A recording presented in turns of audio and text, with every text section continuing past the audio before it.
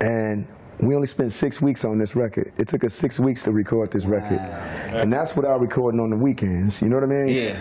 So that's how much energy we put into it. Like I said, we were just trying to make some records for our neighborhood and to be stars in Los Angeles. And it just went crazy. We was only trying to make a few bucks. We wasn't gold. That's it. That wasn't even no a idea thought. what was about to happen. So I'm like, damn, they like that. Yeah. So when y'all knew it was something bigger than just local in the city, when that hit? So when I started hearing that, they want us to do shows in Chicago, they want us to do shows in Tennessee, and it's like, damn, we ain't locals no more. Right. Oh, also when I saw Axl Rose in one of his videos with an NWA hat on, like, what the fuck is that? It's just a trip for me to see that, like you saying, Q, it inspired, no matter even what genre, a pop artist actually can be raw in today's music. That's the trip. They can say some of the things they probably couldn't say back then on record. Oh, absolutely. Or was scared to say. They could always say it, but they was scared, or their company, you know, wouldn't let them do it. You know what I mean? We didn't have no A&R.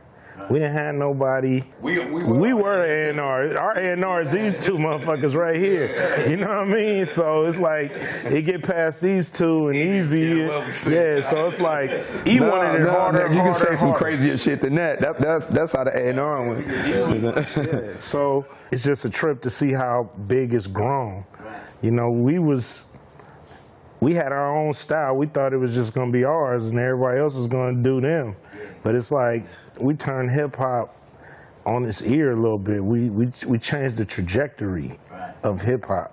Yeah, a lot. We was like, how many times can we say nigga? How many times did we say it last time? We gonna say it more this time. We need more fucks on this record, man. Nigga. Wow.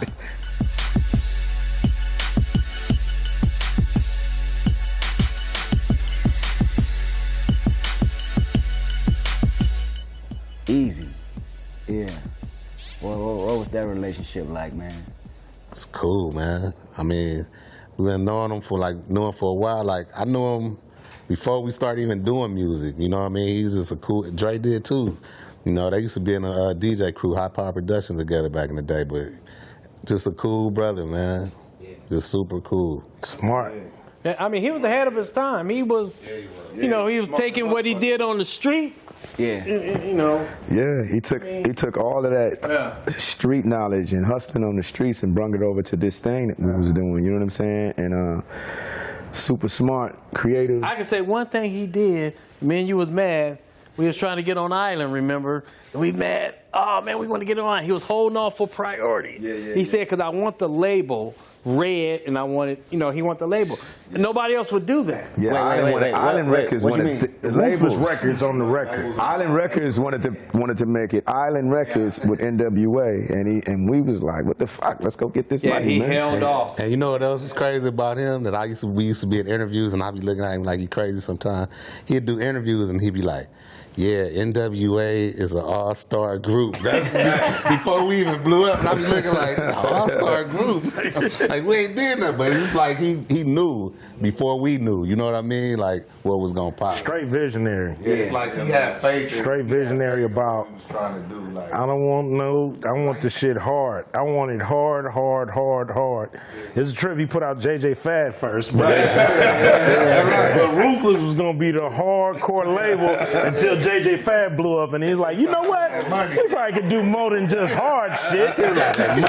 He probably could do other shit, you know. So, but he was just, I just remembered him like, I want these kind of records on Ruthless. You know, he was specific. He wanted it rough, hardcore shit. It's like, man, them other raps y'all got without the hardcore shit, you know, say that for the side, but we want the rough shit. Because we wanted to make records. So it was like, Easy was down to pay for us to go in the studio and make records. We was gonna make the shit hard like he wanted it. That's crazy. What was that energy like in the studio? The energy was crazy. It was just about fun. It was just free, fun.